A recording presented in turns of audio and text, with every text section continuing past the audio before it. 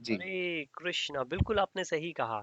ऐसा कभी भी नहीं होगा कि भाई जो आप ये करो, जैसे अगर आपके यहाँ पे रुद्र अभिषेक होता है आई थिंक एनुअल बेसिस पे, तो ऐसा नहीं है कि आप उसको कोई छोड़ दें या आप ये कहेंगे कि नहीं अब भगवान शिव की नहीं करेंगे क्योंकि हमें तो समझ में आ गया है ऐसा भगवान है। बिल्कुल भी नहीं, बिल्कुल भी ऐसा कभी नहीं होगा कि हाँ, अगर ऐसा करना चाहें कि भाई वो भी करते हैं ये भी करते हैं तो कोई दिक्कत नहीं, और करने की भी कोई ऐसी बात नहीं है। जैसे कि हम बार बार इसमें देखते हैं कि जो इंसान ये समझ जाता है उसके लिए क्या कुछ करना या कुछ ना करना एक बराबर है।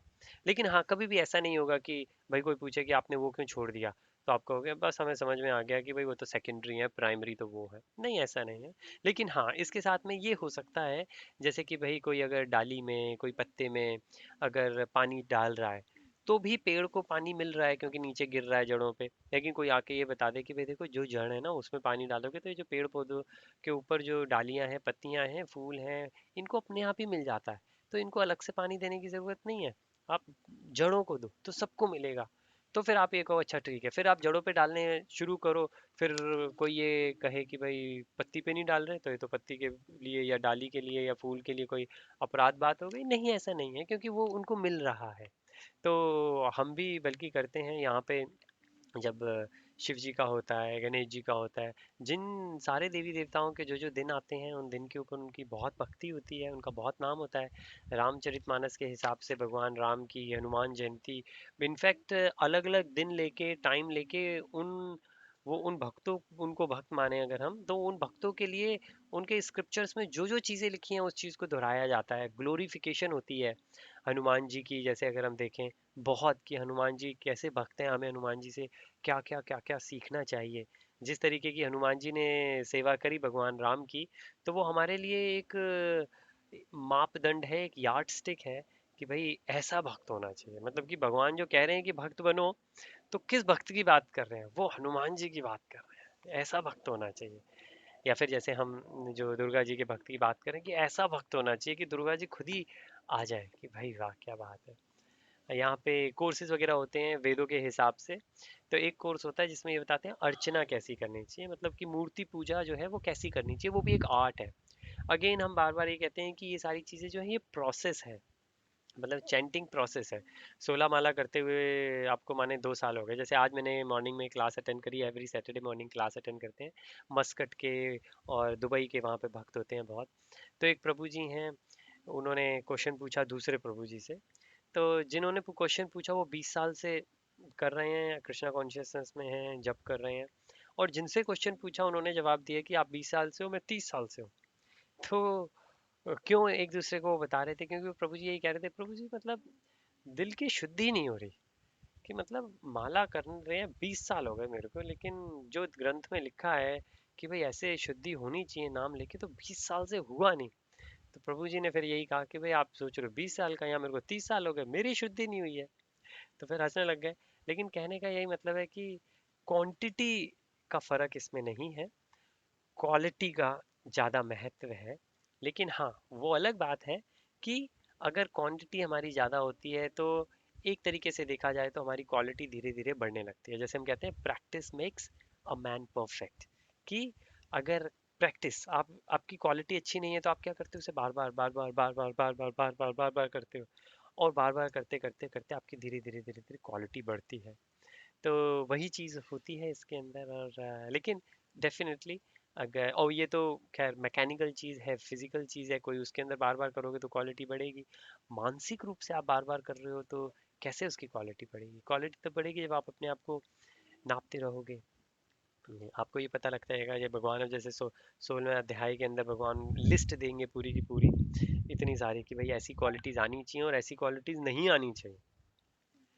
तो बिल्कुल, तो कभी भी ऐसा नहीं होगा कि हमको कोई किसी किसी भी, हम देवी देवता तो बहुत ही ऊपर हैं, हम यहाँ पे भी भक्त की मतलब जो हमसे ऊपर भक्त हैं वो तो और ही गजब है। लेकिन हम हमारे से नीचे भी कोई भक्त हो, मतलब कि माने अभी अभी बस वो पहली बार आया है। तो अगर हम देखें तो एग्जाम्पल आता है ध्रुव महाराज का। ध्रुव महाराज को उनकी सौतेली माँ ने ये कह दिया कि भाई अगर तुमको अपने फादर की गोद में बैठना है तो इतने लकी अगर होते तो मेरी कोख से जन्म लेते, मेरी मेरी कोख से जन्म नहीं लिया तो फिर अब क्या कर सकते हैं, आप जाओ कुछ करो। तो उसके बाद में जब ध्रुव महाराज जी का फिर वो गए, आराधना करी, भगवान आए, उनको साक्षात दर्शन दिए, फिर उसके बाद बहुत साल तक उन्होंने पता नहीं कितने 33,000 साल का उनको बोला कि इतने साल आप राज करो, क्योंकि पिछले पुण्य हैं उसको आपको पूरा करना पड़ेगा। तो वो पूरा करके जब वो जाने लगे तो उन्होंने देखा, उनको जो रथ लेने आया था, दूसरे रथ में उन्होंने देखा कि उनकी माँ और उनकी सौतेली माँ दोनों जा रही थी। तो किसी ने पूछा ये सौतेली माँ क्यों जा रही है, इसने ऐसा क्या किया? तो उन्होंने क्या किया, उन्होंने ये जो ध्रुव उस टाइम पे छोटे से थे और भक्त नहीं थे, उनको भक्त बनने का प्रेरणा दी। कि वो उनकी माँ ने वैसे भेजा था, लेकिन सौतेली माँ ने जो कहा वो कैटलिस्ट बना, वो इनिशिएटिव बना, वो रीजन बना जिसकी वजह से ध्रुव फिर अपनी माँ के पास गए। फिर माँ ने कहा कि अगर आपको फिर जंगल में जाके साधना करनी पड़ेगी, तो फिर एक ही भगवान है जो दे सकते हैं, विष्णु भगवान, और कोई नहीं कुछ कर सकता। तो इस तरीके से अगर हम देखें तो सिर्फ देवी देवता ही नहीं, एक बार इंसान भक्त बनेगा तो वो सभी के लिए प्रेरित होगा। और बिल्कुल कभी भी ऐसा नहीं है। हाँ, भगवत गीता में जरूर ऐसे भगवान ने कहा है कि वो इंसान मूढ़ है, मूढ़ का मतलब मूर्ख है, लेकिन कहने का उसके वही मतलब है, जैसे कि अगर लेमैन लैंग्वेज में हम देखें कि कोई फूलों को पानी दे रहा है, पत्तियों को पानी दे रहा है, तो हम क्या कहेंगे, अरे यार क्या बेवकूफ़ी कर रहे हो। तो वो ऐसे कह रखा है भगवान ने अर्जुन को कि उसको समझना चाहिए कि वो क्या कर रहा है। लेकिन इसका ये मतलब नहीं है कि भगवान ये कोई कह रहे हो कि देवी देवताओं की पूजा नहीं करो। और यहीं पे हम हमारे लिए तात्पर्य काम आते हैं, यहीं पे हमारे लिए डिस्कशंस काम आते हैं जो कि इम्पोर्टेंट रहते हैं। तो बहुत अच्छा ऋषभ आपने जो क्वेश्चन पूछा, और जो आपने मौका दिया है कि हम इसको फर्दर डिस्कस करें। और कोई ऐसी चीज़ हो तो प्लीज़ बताएं।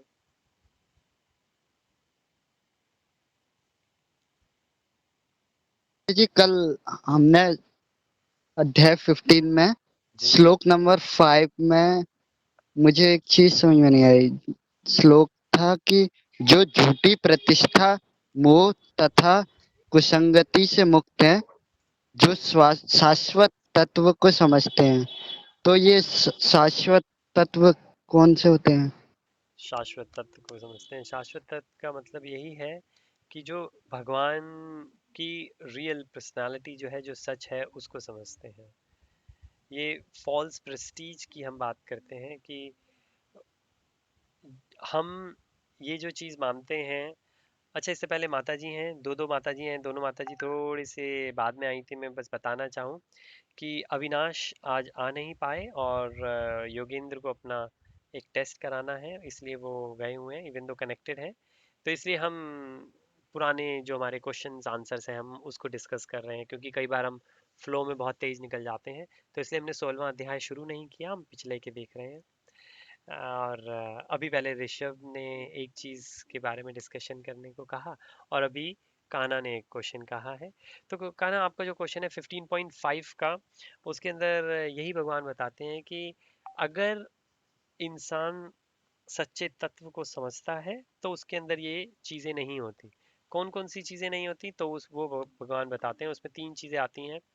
तो मैं इंग्लिश में पढ़ रहा हूँ। तो फॉल्स प्रेस्टीज, जो झूठी प्रतिष्ठा आपने बताई, इल्यूजन, जो हमको दिखता नहीं है क्या सच है क्या गलत है, और फिर फॉल्स एसोसिएशन, कि मतलब मिथ्या, जो झूठा है, गलत है, हमारा किससे हमको संग करना चाहिए वो।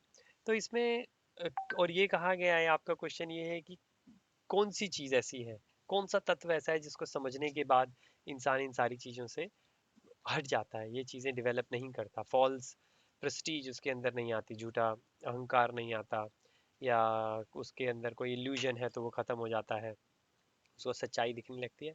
तो वो यही जो भगवान बताते हैं कि जिसको ये समझ में आता है कि मैं सबका सोर्स हूँ, भगवान जो अपने लिए कह रहे हैं। क्योंकि 15 जो चैप्टर है उसका नाम ही है पुरुषोत्तम, कि पुरुषों में उत्तम जो है वो भगवान है।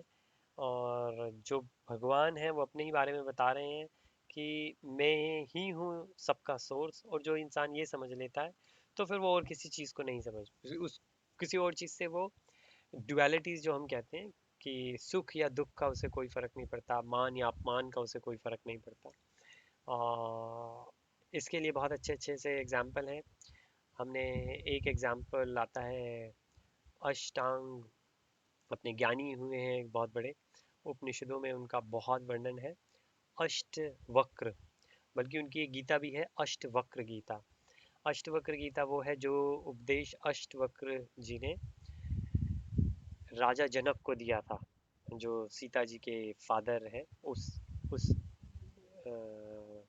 हेरिटेज के अंदर आते हैं, उस पीढ़ियों में आते हैं जो जनक।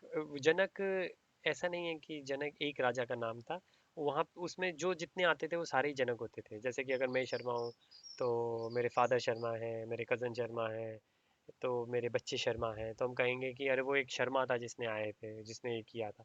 तो वो शर्मा कौन सी पीढ़ी का था ये कहना मुश्किल है, लेकिन हाँ वो उस खानदान का था। तो इसी तरीके से जो सीता जी थी उनके जो फादर थे वो भी जनक थे, और ऐसे जो उनके खानदान में जनक थे उनको अष्टवक्र जी ने एक गीता सुनाई थी जिसका नाम अष्टवक्र गीता माना जाता है। और उसके लिए भी बहुत एक अच्छा है, उन्होंने जो उनको बताया है वो सही तत्व बताया है। क्या तत्व बताया है उसके लिए बहुत एक अच्छा, हम एक स्टोरी की तरह है जो बिल्कुल सच है। उसमें क्या होता है, एक बार राजा जनक बहुत सीता जी के फादर के उसके हैं, तो डेफिनेटली बहुत अच्छे हैं, होते हैं। उन्होंने उनको एक सपना आया। सपने में वो देख रहे हैं कि उनकी लड़ाई हो गई किसी से, अपने पड़ोसी देश ने उनके ऊपर हमला कर दिया और उस युद्ध के अंदर ये हार गए। अब हार गए तो जो दूसरा राज्य है, उस राज्य ने इनके राज्य को अपने राज्य में मिला लिया, और फिर इनको कहा कि मैं तुम्हें मारता नहीं हूँ, तुम निकल जाओ यहाँ से। तो अब ये निकल गए। अब ये निकले तो अपने ही राज्य में अपने ही लोगों से कुछ मांग रहे हैं, खाने को तो कोई दे ही नहीं रहा कि भाई वो राजा मारेगा, आप प्लीज़ यहाँ से चले जाएं। तो इनको बड़ा अजीब लग रहा है, इनको मैं ही पालता हूँ था और अब मैं हार गया तो ये लोग मेरे को इतनी भी मदद नहीं कर रहे कि मुझे खाने को दें। तो खैर वो उस राज्य से बाहर निकले, दूसरे राज्य में गए, तो वहाँ पे किसी ने कहा कि वहाँ पे लोग नहीं जानते थे कि ये राजा थे, तो और दूसरे राज्य में पहुँच गए थे, तो उन्होंने कहा चलो यहाँ पे वहाँ पे चले जाओ, वहाँ खाने को मिलता है। तो वो वहाँ खाने गए, उन्होंने कहा लाइन में लग जाओ, वो लाइन में लगे। उनका नंबर आया राजा का, तो उन्होंने कहा पात्र कहाँ है आपका, किस चीज़ में खाओगे? उन्होंने कहा किस चीज़ में, मेरे पास तो कुछ नहीं है। तो वहीं पे कुछ रखा था साइड में, उन्होंने कहा लो इसके अंदर ले लो, पर अगली बार से कुछ लेकर आना।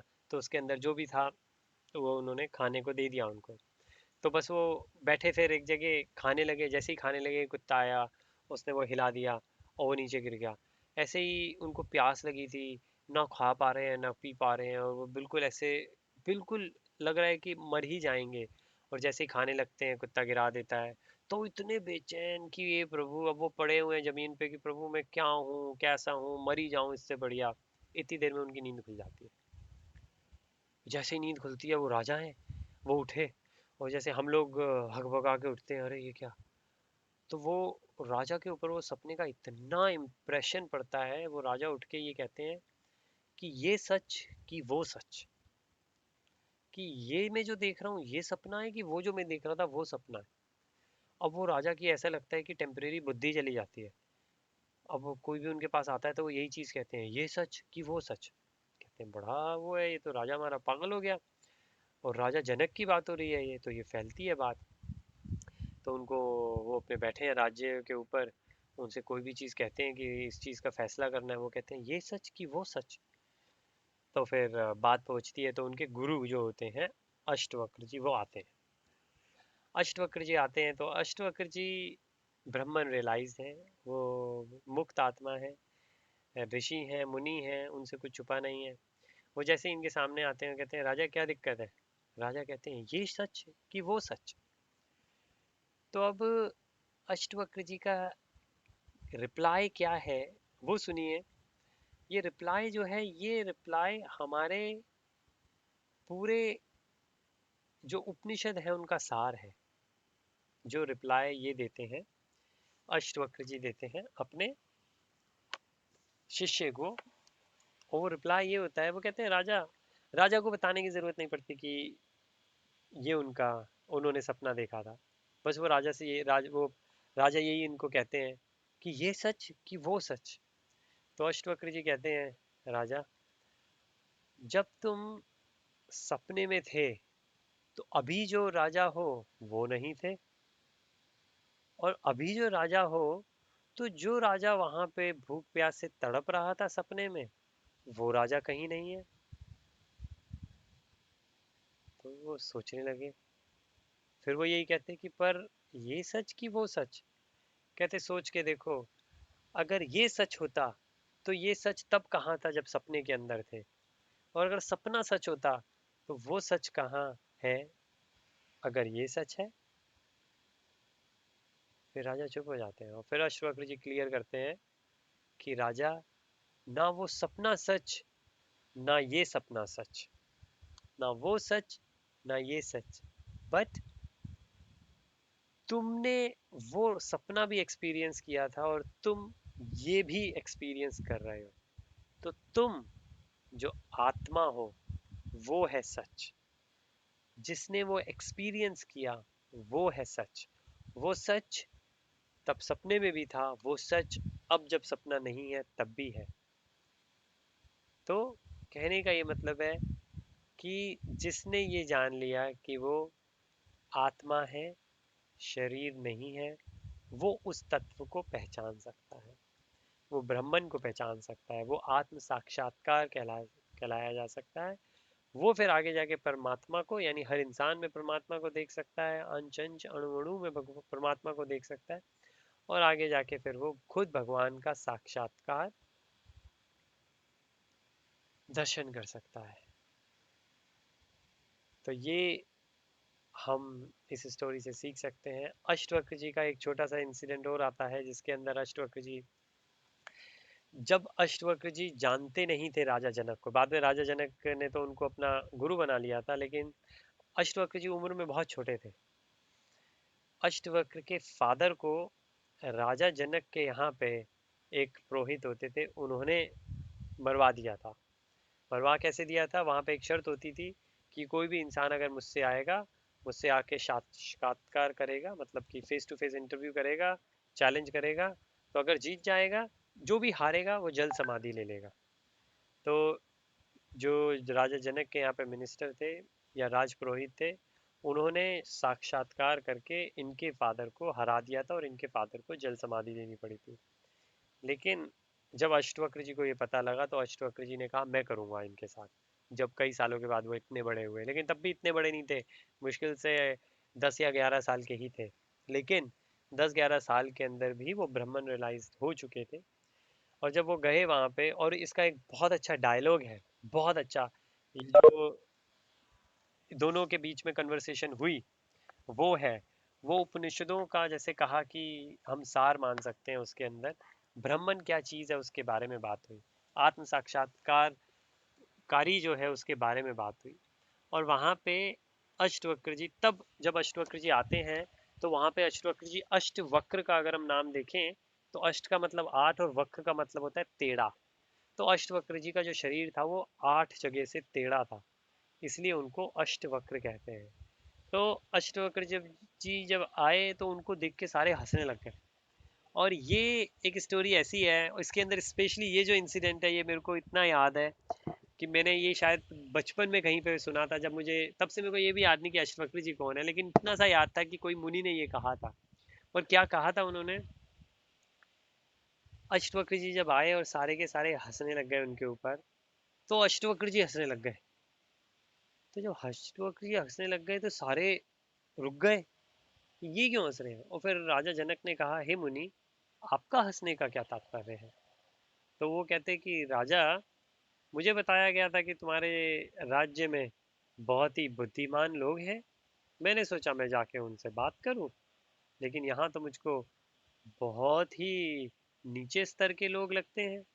उन्होंने कहा, अरे आप ऐसा क्यों कह रहे हैं, यहाँ देखें इतने बड़े बड़े लोग हैं, इतने ज्ञानी हैं, किसी को 1 वेद 2 वेद 3 वेद 4 वेद याद है, किसी ने ये सार है, कोई ऐसे कर सकता है, कोई वैसे कर सकता है। उन्होंने कहा, तो मैं ये पूछना चाहूंगा इन लोगों से, जब ये मेरे ऊपर हंस रहे थे, तो अगर किसी ने कोई घड़ा बनाया, एक कुम्हार जो घड़ा बनाता है, अगर किसी कुम्हार ने घड़ा बनाया और घड़ा जो है वो टेढ़ा है, अगर घड़े को देखकर हम हंसते हैं तो हम घड़े पर हंस रहे हैं ये जिसने घड़ा बनाया उस पर।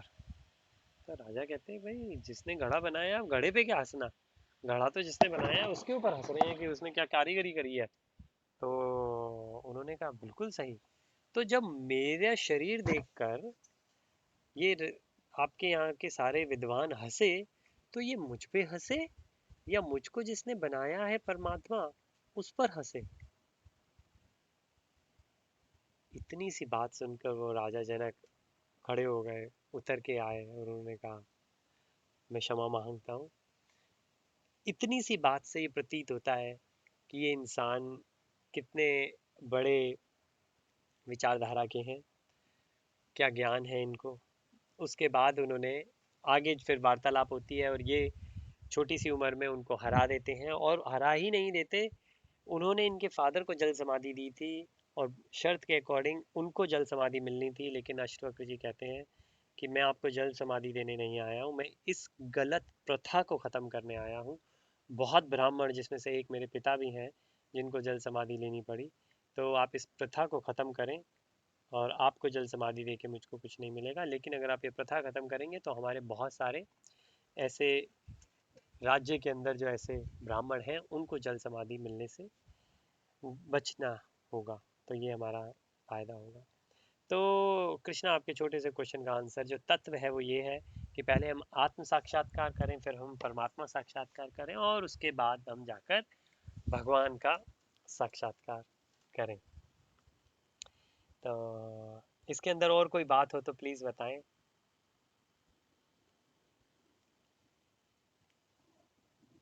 इतना सब कहा, कोई ऐसी चीज जो आपको लगी हो।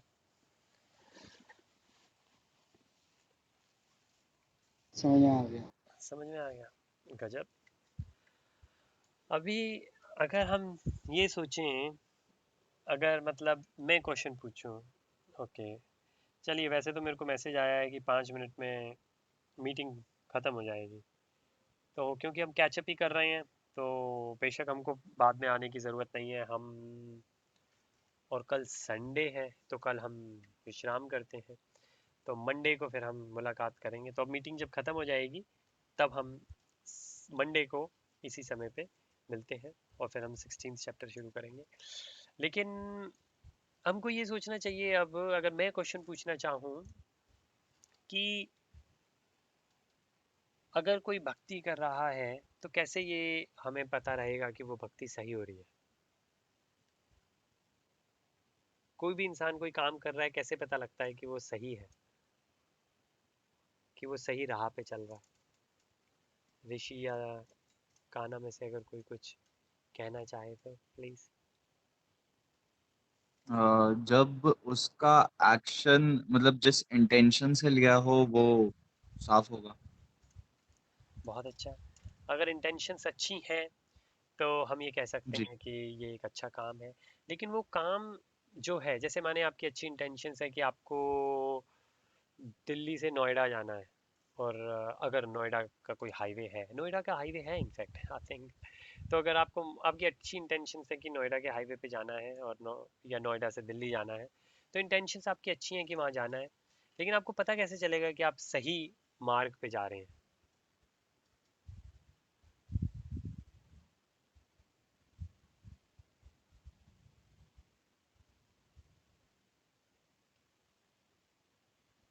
शायद आप देखें, अगर हम बीच के माइलस्टोन्स ध्यान नहीं देंगे तो फिर हमको ऐसा ना हो कि हम दिल्ली की जगह आगरा निकल जाएं, ऐसा ना हो कि दिल्ली की जगह यूपी निकल जाएं, वृंदावन निकल जाएं। डेस्टिनेशन अच्छा है लेकिन जाना है हमको दिल्ली था। तो बीच के माइलस्टोन्स हमको पता होने चाहिए। हम कहीं पे भी जाते हैं तो पूछते हैं अच्छा बीच में क्या आएगा, और अगर कोई साथ में सो रहा होता है 2-3 घंटे होते हैं और बीच में से उठता है तो कहते हैं अच्छा कहाँ तक पहुँच गए। तो हम क्या बताते हैं, हम बताते हैं यहाँ तक पहुँच गए या ये वाला शहर अभी अभी निकला है।